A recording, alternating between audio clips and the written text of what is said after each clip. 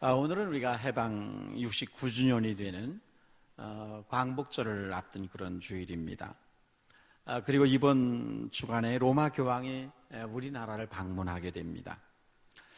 정치적으로는 환영할 만한 일일 수 있겠으나 교황의 방문은 영적으로는 매우 우려할 만한 그런 일입니다. 현재 교황이 가난하고 어렵고 힘든 약자들을 위한 길을 걸어가고 또 로마 캐톨릭의 개혁을 밀고 나가고 있지만 역사적으로나 교리적으로 보면 교황은 언제나 악의 세력이 구체화된 존재였습니다. 교황을 대표로 하는 로마 캐톨릭은 역사상 실 수 없는 수많은 죄악을 저질렀고 그 모든 죄악의 중심에는 언제나 교황 또는 교황직이 있었습니다. 여러분의 귀에는 매우 충격적인 일로 들리겠습니다만 캐톨릭 자료집에 의하면 로마 교황은 지금까지 약 7천만 명의 성도들을 핍박하고 온갖 고문과 종교 재판을 통해서 죽음으로 몰아넣었습니다.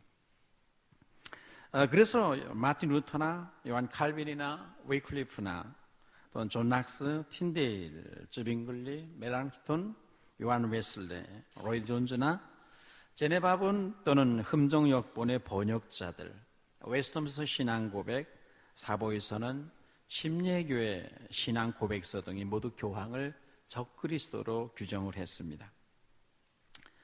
바울 사도는 데살로니가 후서 2장 4절에서 적그리스도를 가리켜서 저는 대적하는 자라 범사 일컫는 하나님이나 숭배함을 받는 자 위 뛰어나 자존하여 하나님 성전에 앉아 자기를 보여 하나님이라 하느니라고 말을 했습니다.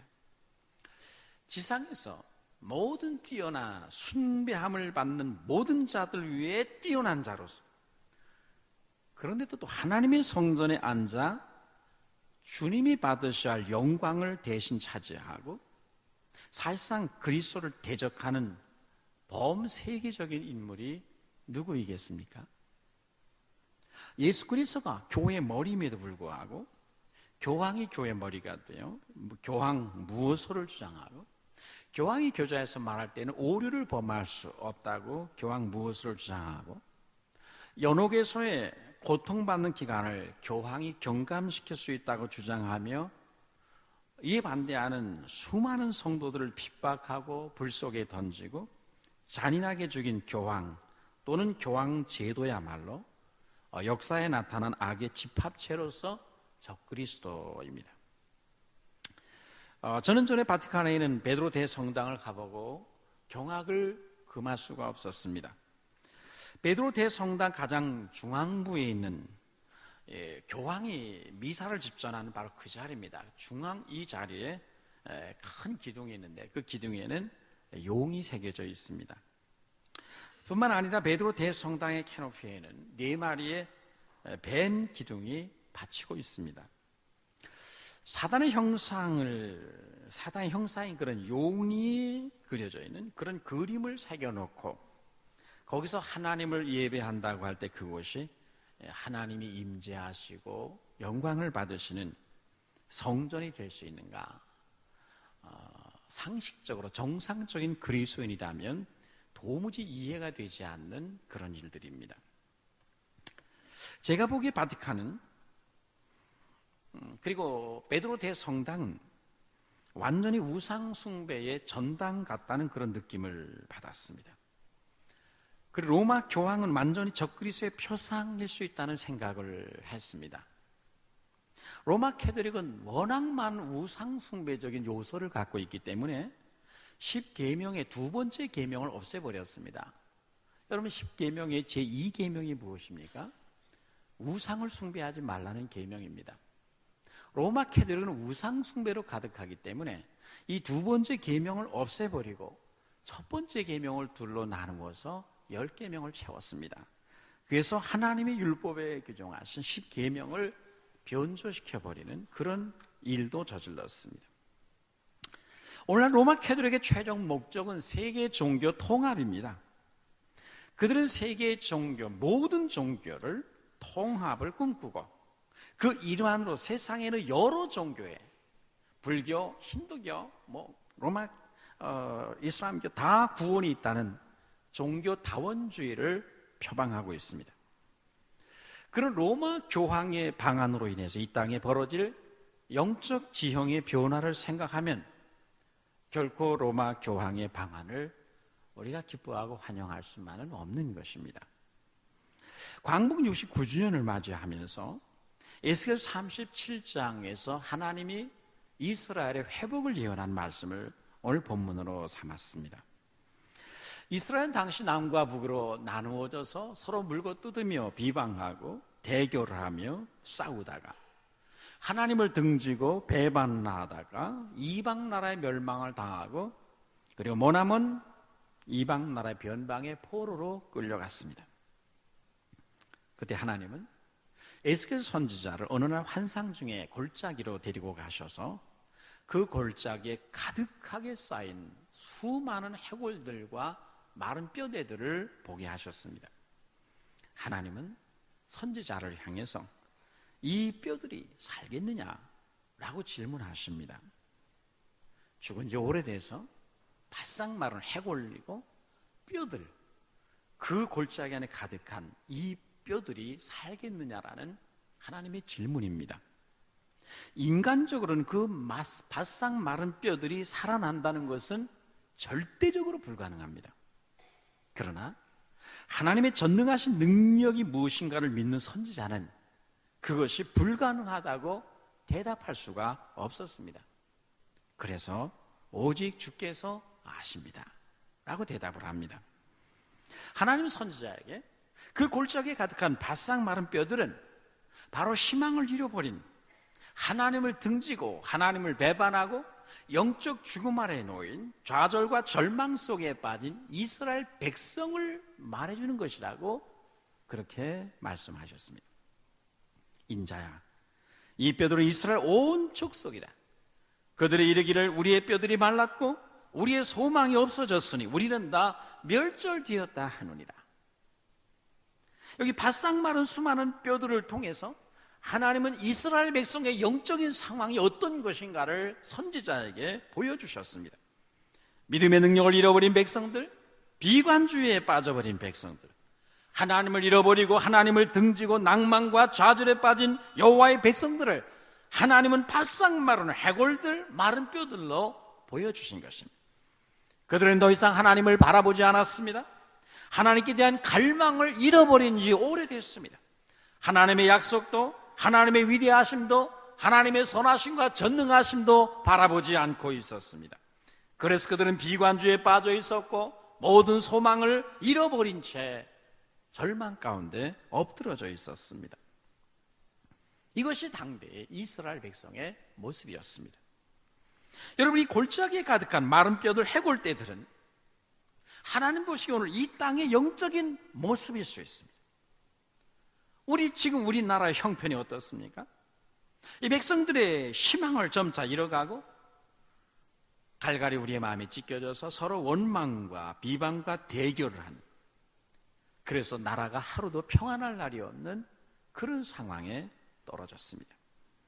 세월호 사건이 조금 잠잠해지는가 했더니 군대 내 폭행치사 사건으로 인해서 다시 나라가 뒤집혔습니다.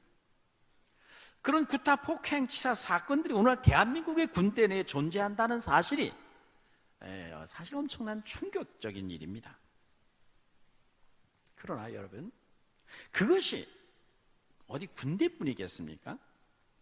그것이 단순히 군대의 문제겠습니까? 아니면 군대에만 있는 문제입니까? 그것은 우리의 교육 현장이 무너지고 가정이 무너지고 인성교육이 제대로 되지 않은 이 사회 문제입니다. 우리의 사회 문제가 군대로 연장되었을 뿐이지 독립적인 군대 내의 문제는 아니라는 말이죠.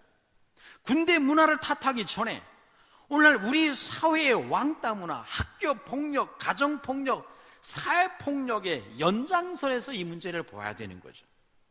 단순히 군 지휘관들 몇 명 문책하고 옷 벗긴다고 해서 이 문제가 해결되겠습니까? 우리 사회 전 분야에 이런 폭력 문화가 형성되어 있는데 그들이 군대 가서 그런 폭력을 배운 것이 아니라 이 사회에 있을 때 그 폭력 문화에 물들어 있던 사람이 거기 가서 그런 일을 행하는 것 아니겠습니까? 그러므로 그것은 단순히 군 장성 몇 명 옷 벗긴다고 해결되는 문제는 아니라 말이죠. 우리나라 정치, 경제, 사회, 문화, 종교 전반에 이르기까지 여기는 희망이 있다, 대한민국의 희망이 여기 있다고 말할 수 있는 것이 여러분 별로 보이지 않습니다. 그래서 때로는 희망을 잃어버리고 절망에 빠지기도 하고, 그리고 때로 우리는 분노를 품기도 합니다. 빛을 잃어버린 사회, 희망의 등불이 꺼져버린 사회와 같이 그렇게 되어가고 있습니다. 종교계에서 일어나고 있는 일들, 잊을만 하면 터져나오는 대형 교회들의 비리 문제들은 믿는 우리들을 한없이 부끄럽게 만듭니다. 우상숭배와 귀신숭배가 이 땅에서 부활되고 로마 교황의 방안은 종교 통합과 혼합 종교주의를 다시 그리고 더욱 부추기게 될 것입니다. 교황이 한편 평화의 사도처럼 보일 수 있으나 바울 사도가 언급하고 모든 종교 개혁자들이 주장하는 대로 복음을 대적하는 적그리스도가 될 수 있음을 우리는 경계해야 됩니다. 그런데 우리는 그런 상황 속에서 어둠과 싸울 용기와 희망을 잃어버린 채 엎드러져 있습니다. 우리들은 희망을 잃어버린 바싹 마른 뼈들과 같이 되었고, 우리 사회는 수많은 해골과 뼈들로 가득한 에스겔 골짜기의 환상의 세계와 같이 되었습니다. 이런 생명을 잃어버리고 사랑을 잃어버리고 소망을 잃어버린 채 황폐된 마음으로 서로 대립하고 대결하며 갈등하며 싸우는 이 땅에 오늘 필요한 것이 무엇입니까? 여러분, 하나님 이런 절망의 세상에서 어떻게 그분의 구원과 회복의 역사를 이루어 가십니까? 하나님은 절망이 가득한 그 땅에서 세 가지의 회복의 역사를 일으킬 것을 본문에서 말씀하고 있습니다. 첫째는 마른 뼈들이 살아나는 생명의 역사입니다. 하나님은 선지자에게 그 바싹 마른 뼈들을 향해서 하나님의 말씀을 선포하라고 명령했습니다. 희망을 잃어버린 백성들, 절망의 골짜기에 누워있는 백성들 향해 너는 하나님의 말씀을 선포하라고 하나님이 명하셨습니다. 그래서 선지자는 그 바싹 마른 해골들을 향해서, 마른 뼈들을 향해서 하나님의 말씀을 선포하게 됩니다. 그랬더니 놀라운 일들이 벌어지기 시작을 했습니다. 죽은 뼈들이 움직이고 해골과 뼈들이 서로 맞춰지고 연결되더니 그 위에 살이 붙고 가죽이 붙어 마치 사람의 모양처럼 변해버렸습니다. 다시 그들을 향해서 하나님의 생명을 주는 성령의 생기의 바람이 이 마른 뼈들 속에 들어가라고 선포하라고 했습니다.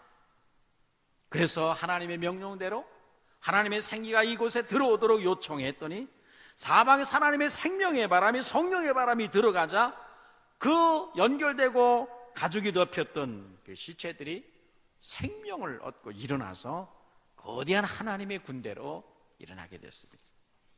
죽음의 골짜기, 마른 뼈와 해골들로 가득한 그 골짜기가 생명의 소리들로 가득해졌습니다. 여러분, 이것은 이스라엘을 회복시키는 하나님의 역사의 첫 번째 단계였습니다. 지금 우리나라에 필요한 일이 무엇입니까? 희망을 잃어버린 곳, 분열과 다툼과 갈등과 상처가 있는 곳, 어둠이 지배하고 죽음이 있는 곳, 절망의 골짜기에 엎드러진 사람들에게 하나님은 뭐라고 말씀하십니까? 이 땅의 교회를 향해서 하나님이 이 시대에 명령하는 하나님의 명령이 무엇입니까? 절망과 좌절과 죽음이 왕노릇하는 곳에 거기에 하나님의 십자가의 복음의 진리를 선포하라는 것이죠. 희망을 잃어버린 사람들에게, 절망의 늪에 빠진 사람들에게, 어둠에 사로잡힌 사람들에게 십자가의 진리를 선포하라는 것이 하나님의 교회를 향한 우리 하나님의 명령이었습니다. 여러분, 지금 우리들이 이 땅을 향해 다시금 선포해야 할 소리는 십자가의 복음입니다. 예수의 이름입니다. 상처투성이인 사람들의 가슴에 보혈의 강물이 흘러가게 해야 됩니다. 진리가 희망을 잃어버린 사람의 가슴에 다시 들려지도록 교회는 이 명령에 순종해야 됩니다. 그러나 그것만 가지고는 안 됩니다. 다시 그들에게 성령의 생명의 바람이 불어 들어오도록 하나님께 요청해야 됩니다. 하나님은 14절에서 내가 내 영을 너희 속에 두어 너희로 살게 하겠다고 말씀을 했습니다. 마른 뼈가 움직이고 해골이 서로 붙어서 사람의 모양처럼 가죽이 입혀졌지만 생명이 없었는데 그곳 하나님의 성령의 바람이 들어가자 드디어 그들이 살아나 생명을 지닌 존재가 되어서 여호와를 위한 영적 싸움을 싸우는 하나님의 군대로 살아나게 되었습니다. 십자가의 복음이 전파되어지고 그곳에 성령의 강력한 하나님의 생명의 바람이 임하자 거기에 드디어 진정한 생명의 역사, 영적으로 죽은 자들이 살아나고 희망을 잃어버리고 좌절에 빠진 사람들이 일어나 새로운 용기와 희망을 갖고 여호와를 위해 전쟁을 수행하는 영적 싸움을 싸우는 하나님의 선한 군대가 되었습니다. 여러분, 하나님이 어떤 나라를 축복하고 어떤 교회를 다시 새롭게 살려내고 한 도성을 하나님이 회복시키려면 언제나 이 두 가지 역사를 통해 하나님은 회복을 시작하셨습니다. 그 마른 뼈와 같은 그 도성에 하나님의 십자가의 진리가 선포되게 하고 그곳에 하나님의 성령을 불어넣어 주심으로 말미암아 마른 뼈들이 가득한 에스겔 골짜기와 같은 이 땅의 도성들, 마을들, 나라들을, 민족들을 하나님이 살려내는 일을, 회복의 역사를 일으키셨습니다. 우리나라에, 이 대한민국에 하나님의 이 새로운 생명의 역사를 오늘 우리들의 기도와 선포를 통해 일으켜 주시기를 우리는 소망하고 그리고 간구합니다. 두 번째로 하나님의 회복의 역사는 하나님의 손에서 하나가 되게 하는 역사입니다. 하나님 마른 뼈들을 살려내신 후에 선지자에게 막대기 2개를 준비하라고 명하셨습니다. 그리고 한 막대기는 유다와 그 짝 이스라엘이라고 쓰고 다른 막대기에는 에브라임과 그 온 족속이라고 쓰라고 하셨습니다. 남쪽 유다 왕국과 북쪽 이스라엘 왕국을 나타내는 것입니다. 나눠졌던 이 2개의 막대기를 선지자의 손에서 하나가 되도록 연결하라고 말씀하십니다. 이것이 무슨 뜻이냐 물으면 이 서로 나눠 싸우고 갈등하고 대결을 하고 그래서 망하는 이들이 나의 손에서, 하나님의 손에서, 하나님의 선한 역사 속에서, 하나님의 긍휼과 자비의 역사 속에서 하나가 될 것이라는 것을, 내가 그렇게 하나로 만들어 주겠다는 것을 그 뜻이라고 설명하라고 하셨습니다. 우리가 이제 이 본문의 말씀을 이해하려면 스가랴 11장을 좀 봐야 돼요. 스가랴 11장에 보면 이스라엘의 선한 목자하신 하나님의 손에는 2개의 막대기와 지팡이가 들려집니다. 은총의 막대기와 연합의 막대기를 가지고 목자 되신 하나님이 가련한 이스라엘 양떼를 먹이십니다. 이 2개의 막대기, 은총의 막대기와 연합의 막대기, 다윗이 말한 대로 주의 막대기와 지팡이로 나를 안위하시나이다라고 했는데 선한 목자 되신 우리 하나님의 손에는 오늘도 이 은총과 연합이란 2개의 막대기를 가지고 하나님의 백성들을 이끄시고 보호하시고 먹이십니다. 그런데 그들이 솔로몬 왕 이후 번영과 축복 속에서 하나님을 멀리하게 됩니다. 하나님의 축복 속에서 하나님을 등지고 하나님을 배반하게 됩니다. 그러자 하나님은 하나님을 배반한 그들을 징계하실 때에 먼저 은총이라고 하는 막대기를 부러뜨리라고 명하십니다. 하나님의 손에서 은총의 막대기가 부러집니다. 그러자 그 백성들 속에서 하나님의 은혜가 거두어지기 시작을 했습니다. 그들에게 주었던 모든 축복들, 기쁨들, 평안들 사라지고 재앙과 재난과 실패가 그들에게 찾아오기 시작했습니다. 그들은 힘을 잃어버렸고 곤고한 날이 그들 앞에 도래하게 됩니다. 그리고 이어서 두 번째로 연합이라고 쓴 막대기를 부러뜨려 버리게 합니다. 그러자 하나 되었던 이스라엘은 남과 북으로 나누어지게 되고 두 동강이 나서 각각 아수르와 바벨론에게 망하고 포로로 잡혀가게 됩니다. 모든 연합이 깨어지고 반목, 시기, 질투, 대립, 그래서 하나됨이 산산이 조각나 버렸습니다. 서로 나누면서 싸우다가 망하고 백성들은 70년 동안 이방 나라의 포로로 끌려가 고통의 세월을 보내게 됩니다. 범죄한 백성들에 대한 징계로 목자 되신 하나님이 연합의 막대기를 부러뜨리자 그런 일들이 갈갈이 찢겨지고 나눠지고 싸우는 일들이 지상에서 일어나게 됐단 말이죠. 여러분, 하나님은 오늘도 우리의 목자이십니다. 그분의 손에 오늘도 두 개의 지팡이가 있습니다. 은총의 지팡이와 그리고 연합이라는 막대기입니다. 이 두 지팡이와 막대기를 가지고 우리를 인도하시거든요. 우리의 삶에는 그분의 손에 들려진 이 은총과 연합이라는 이 두 지팡이 막대기로 말미암아 우리의 삶에 은혜가 임하고 하나됨을 이루는 것입니다. 그러나 우리가 주님을 배반하고 하나님을 등지게 될 때에 하나님이 그 일에 대한 징계로 우리의 삶에서 은총의 막대기를 부러뜨리면 우리의 삶에는, 우리의 생애 속에서는 하나님의 은혜가 거두어지고 떠나가게 됩니다. 축복이 사라지게 됩니다. 능력이 우리의 인생 속에서 떠나게 됩니다. 연합의 막대기가 부러지면 우리는 아무리 길을 써도 하나 될 수가 없습니다. 우리가 하나 되면 성령의 역사로 말미암은 것인데, 하나님이 연합의 막대기를 부러뜨리면 성령이 떠나심으로 말미암아 그때부터 분열과 다툼과 싸움이 일어나고 하나됨이 산산이 깨어지고, 그때부터 형제가 형제를 대하여 싸우고 부모와 자식이 서로 싸우게 되는 일들이 일어난단 말이죠. 우리 지난 역사 속에서 하나님은 우리를 은총과 연합의 막대기로 돌보셨습니다. 우리 민족은 지난 역사 속에서 이스라엘처럼 가련한 양떼와 같았습니다. 한반도를 둘러싼 열강의 틈바구니에서 우리는 지난 5,000년 동안 외세의 억압과 침략을 끊임없이 받아왔고 수탈을 당하기도 했습니다.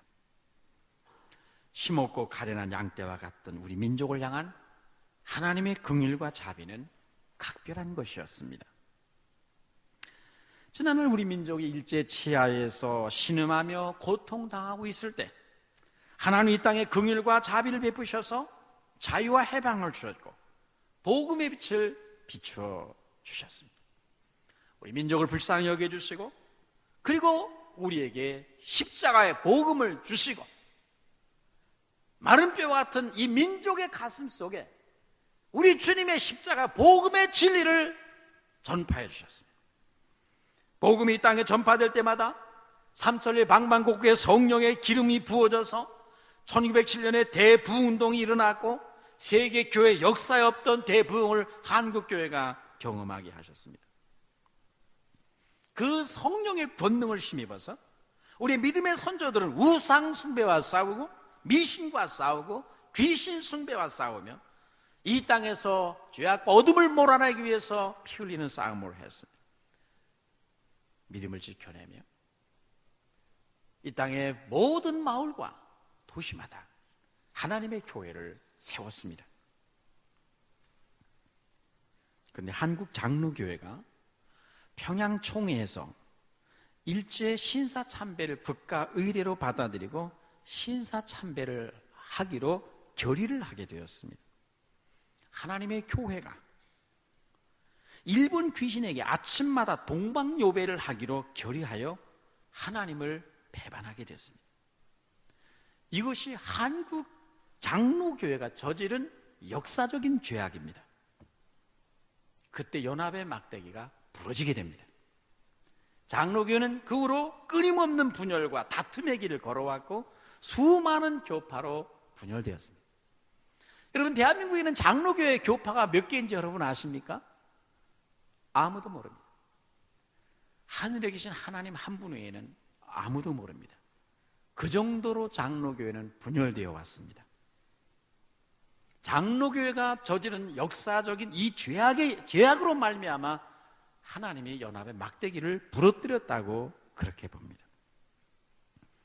연합의 막대기가 부러지자 해방되자마자 남과 북이 나누어졌고 동방의 예루살렘이라 일컫던 평양, 장로교회가 일본 귀신에게 아침마다 경배하고 절하기로 결의한 그 역사적 장소는 붉은 공산당 정권이 들어와서 모든 교회를 파괴하고 수많은 성도들을 처형하더니 6.25 전쟁을 통해서 한반도는 죽음과 저주의 땅으로 바뀌어졌습니다. 하나님의 은총은 거두어졌고 연합은 깨어졌습니다. 그렇게 해서 70년 가까운 세월이 흘러갔습니다. 이 남과 북은 사람들 보기에는 영원히 나누어져 있는, 절대로 하나가 되기 힘든 그런 나라처럼 보입니다. 어떻게 우리나라가, 우리 민족이 다시 하나가 될 수가 있겠습니까? 남과 북의 통일을 이제 정치인들의 힘으로는 불가능합니다. 군대의 힘으로는 가능하겠습니까? 핵을 가진 북한이 누구도 통제할 수 없는 위험천만한 야만 국가가 되어 있는데, 끊임없이 핵을 가지고 우리를 위협할 터인데, 전쟁이 일어나면 어마어마한 살육이 벌어질 것인데, 전쟁이 군대의 힘으로 남북이 통일될 수 있겠습니까? 휴전선 근처에 집중 배치되어 있는 북한의 수만 문의 장사정포들은 한 번에 수십만 발을 서울은 물론 대전 이남까지 쏟아부어서 이 땅을 초토화시킬 수 있습니다. 햇빛 정책을 쓰면 북한이 변할 것이라고 생각하며 수없는 돈을 쏟아부었지만 언제나 돌아오는 것은 핵무기요, 미사일이요, 폭탄이었고 협박이었습니다. 그들의 정책은 그들의 태도는 조금도 달라지거나 변화되지 않았습니다. 북한의 김정은이 현지 지도자 방문하는 군대나 공장에서 군인이나 사람들이 눈물을 흘리며 펄펄 뛰며 열광하는 것을 보면 거의 광신적인 사이비 종교 집단과 같다는 그런 생각을 갖게 됩니다. 북한의 상황은 정상적인 합리적인 생각, 상식으로는 이해할 수 없는 정말로 사이비 종교 집단과 같은 그런 나라입니다. 여러분, 유럽 유학생의 이야기입니다만, 저는 유럽의 한 학교 기숙사에서 불이 났습니다. 거기에 북한 유학생이 불에 타 죽었는데 주먹을 불끈 쥐고 죽었습니다. 그의 손을 펴보니 김정일 배지를 그 손에 움켜쥐고 죽었습니다. 불 가운데서, 불 속에서 뛰쳐나갈 시간에 그는 자신의 가슴에 하는 배지가 불에 끄스릴까봐 그것을 빼서 손에 꼭 움켜쥐고 뛰쳐나오다가 막상 그 순간 불을 피할 수가 없었습니다. 그래서 다 죽은 거죠. 김일성의 주체 사상이라는 것, 수많은 인민을 죽음과 절망으로 몰아넣은 무서운 사상입니다. 그들은 로마 시대의 황제 숭배보다 더 무서운 사상에 빠져 인간을 하나님처럼 숭배하게 되었습니다. 어둠과 죽음과 저주가 장악한 그런 땅이 되었습니다. 누가 이 사상을 정결케 할 수 있을까요? 북한 주민들을 결박한 이 저주와 멍해를 누가 그 목에서 부러뜨릴 수 있을까요? 누가 그들을 자유케 할 수 있을까요? 인간적으로? 정치, 군사적으로? 돈 퍼다 주면 됩니까? 불가능합니다. 오직 하나님만이 하실 수 있습니다. 여러분, 남북한의 상황만 그런 것입니까? 남남 갈등, 이것은 남북 갈등 이상으로 심각합니다. 우리 안엔 지역 간, 계층 간, 세대 간, 이념 간의 대립은 남북 간의 갈등 이상으로 심각합니다. 이것을 정치인들은 끊임없이 부추기고 당리당략을 위해 악용을 했습니다. 그 결과 대한민국은 갈갈이 찢겨졌습니다. 누가 이런 우리를 하나 되게 할 수 있겠습니까? 여러분이 생각하는 해답은 무엇입니까? 정치인들입니까? 불가능합니다. 박근혜 대통령이 해결하겠습니까? 천만의 말씀입니다. 다른 사람이 대통령이 되면 이 갈등을 해결할 수 있을까요? 너무 순진하십니다. 남남 갈등이 해소되고 남과 북이 하나가 되는 것은 이제 정치적으로, 어떤 정책으로, 군대의 힘으로, 인간적으로 거의 불가능합니다. 그렇다고 해서 하나 되기 위해 어떤 정책이나 노력들이 필요 없다는 말은 절대로 아닙니다. 진정한 희망은 하나님의 손에 있다는 말씀입니다. 세계 역사는 인간의 손에 의해서 움직여지는 것이 아니라 하나님의 손에 의해서 움직이기 때문입니다. 하나님이 인간 역사의 주인이고 모든 역사의 배후에서 인간 세상을 지배하고 통치하는 진정한 통치자여 큰 임금이십니다. 그분이 손가락을 움직이시면 베를린 장벽이 무너지고, 그분의 손가락을 움직이면 공산주의 철의 장막도 한순간에 무너져 버렸습니다. 하나님의 손 안에서 동서독이 하나로 통일되었습니다. 하나님께서 부러뜨렸던 은총과 연합의 막대기를 그분의 손 안에서, 그분의 선하신 역사 안에서 하나가 되게 만들어 주셔야 이 세상에서는 나누어졌던 백성들이 하나 되는 역사가 일어나게 됩니다. 전능하신 하나님의 손 안에서만이 인간이 쌓을 수많은 장벽들이 무너져 내릴 수 있고, 모든 하나님을 대적하여 높아진 모든 우상들이 그분의 손 안에서 무너질 수 있습니다. 하나님의 손 안에서, 우리 하나님의 은총과 자비와 축복 안에서, 복음과 성령의 능력 안에서 하나 되는 것만이 우리 민족의, 우리 국가의 소망하는, 우리가 구하는 통일의 길입니다. 다른 통일은 오히려 더 많은 피를 흘리게 하며 이 땅에 또 다른 상처와 저주를 가져다 줄 것입니다. 하나님이 은총과 연합의 막대기를 다시 그분의 손에 잡으시고 그분의 손에서 하나 되게 하는 그런 역사를 하나님이 이루어 주시도록, 이 시대 이것이 하나님이 우리 땅을 회복시키는 그분의 역사임을 알고 바로 그 회복의 역사를 이 땅에 이루어 주도록 간구하시는 여러분 되시기를 축원합니다. 이 땅의 모든 대한민국의 교회는 하나님의 은총과 연합이라는 이 막대기를 다시 손에 잡으시고 하나로 만들어 주심으로 말미암아 이 땅의 교회, 이 땅의 모든 하나님의 백성들, 이 민족이 하나님의 손에 의해서 하나 되는 그런 역사가 일어나게 되기를 주의 이름으로 축원합니다. 세 번째로, 하나님의 회복의 역사는 한 임금이 다스리는 그런 나라가 되는 것입니다. 하나님은 22절에서 그분의 손에서 남과 북이 하나가 될 뿐만 아니라 그들이 한 나라를 이루어 한 임금이 모두 다스리게 하리라고 하셨습니다. 24절에서는 내 종 다윗이 그들의 왕이 되리니 그들 모두에게 한 목자가 있을 것이라. 그들이 내 규례를 준수하고 내 율례를 지켜 행하리라고 했습니다. 내 종 다윗이 다스린다는 말인데, 내 종 다윗이 누구예요? 이 말씀하실 때는 다윗은 이미 죽어 옛날 사람이 됐습니다. 다윗, 이세 아들 다윗을 말하는 것이 아니라 다윗의 자손으로 오실 메시아 예수 그리스도를 말하는 것이죠. 하나님은 갈갈이 찢겨진 이스라엘을 하나 되게 하실 뿐만 아니라 그 하나 된 그들을 그리스도가 통치하는 나라로, 제사장 나라로 그렇게 하나님이 회복시킨다는 말씀이죠. 여러분, 어떤 통일을 원하십니까? 우리나라가 어떤 나라가 되기를 여러분 원하십니까? 우리들에게 있어서 남과 북의 통일보다 더 중요한 문제는 없는 것입니까? 통일 자체가 목적이 될 수가 있겠습니까, 여러분? 우리가 하나로 통일되는 것은 중요하고 하나 되는 것은 중요하지만 그 하나된 나라를 인간, 김정은 같은 독재자가 통치한다면 그것이 모두 우리에게 무슨 축복이 되고 유익이 되겠습니까? 하나님 우리를 그리스도의 손안에서 하나 되게 하실 뿐만 아니라 우리의 큰 임금이신 예수 그리스도께서 다스리시는 그런 나라, 하나님이 왕이신 나라, 하나님이 통치하시는 그런 나라, 열방의 구원과 하나님의 축복을 선포하는 제사장 나라로 주님께서 다스리고 통치하시는 그런 나라로 우리 나라가 세워지게 되기를 꿈꾸며 이를 위해 기도하는 여러분 되시기를 축원합니다. 이것이 우리 민족의 꿈이 되어야 하고 한국교회의 기도 제목이 되어야 합니다. 여러분, 김구 선생의 말씀대로 성경 위에 세워진 나라, 예수님이 임금이 되어서 진리와 성령으로 통치하시는 그런 나라를 교회는 늘 꿈꾸며 기도해 가야 됩니다. 해방지구 상해에서 교육한 김구 선생이 기독교인이 주최한 환영식에서 행한 연설 가운데는 이런 대목이 들어있습니다. 27년간이나 해외에서 독립운동을 한다고 하다가 미완성품의 정부를 가지고 들어온 것이 부끄럽습니다.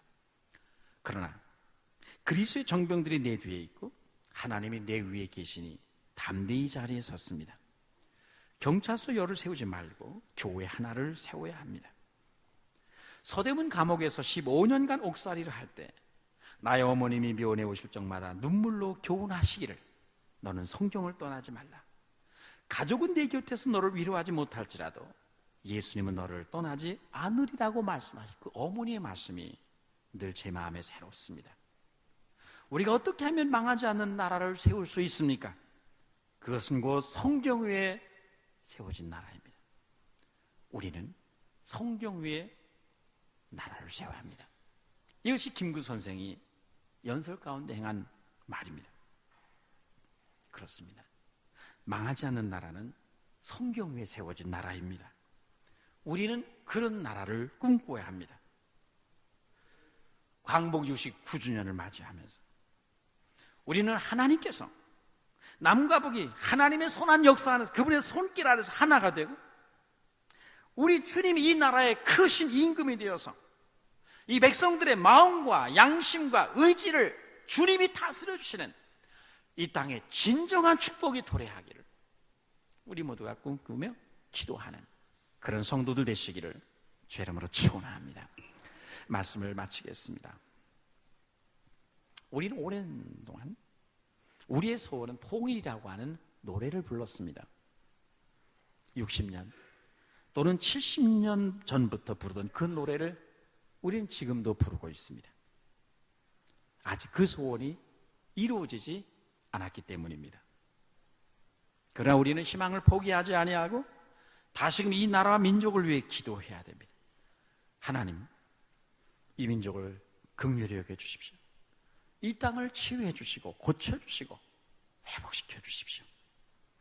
광복 69주년을 맞이하면서 우리는 다시금 전능하신 하나님이 에스겔 선지자에게 보여주신 이 세 가지 회복의 역사를 이 대한민국, 이 한반도, 이 땅에서 이루어 주시도록 다시 기도를 시작하는 그런 교회, 성도들 되시기를 바랍니다.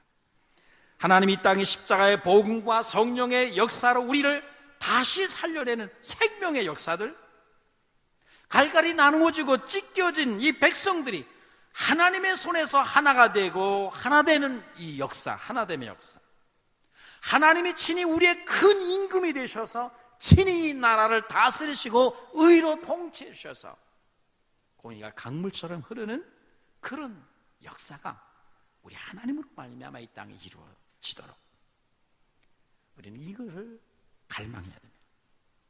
하나님 친히 우리 가운데 계셔서 너는 내 백성이라 나는 너의 왕이라고 말씀해 주시며 은총과 연합의 막대기와 지팡이로 이 땅을 다시 돌보아 주시는 그런 하나님의 회복의 역사가 이 땅의 모든 교회 성도들의 기도를 통해서 우리 시대에 이루어지는 은혜가 있게 되기를 주의 이름으로 축원합니다. 기도하겠습니다. 거룩하신 하나님 아버지, 은혜를 감사합니다.